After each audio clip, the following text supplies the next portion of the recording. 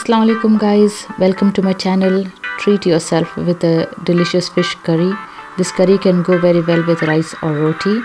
For masala fish curry we need these ingredients: 1 kg of fish, any fish you can take, half cup coconut, tomato 4, medium size onion, jeera 2 teaspoon or cumin, a few cloves, garlic cloves.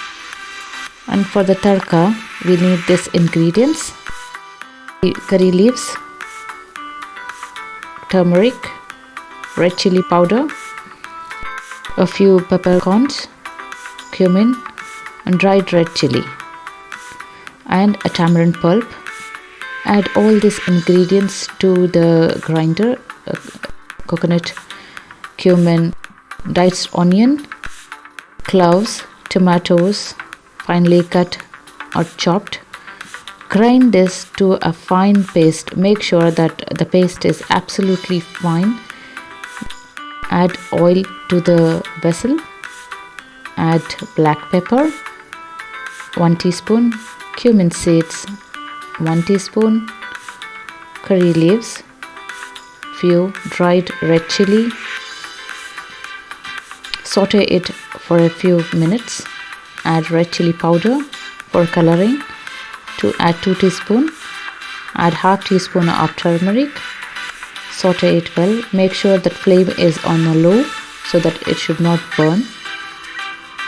Add the masala and stir quickly. The masala will be splattering all over, so be careful. Add salt as required. Saute it well.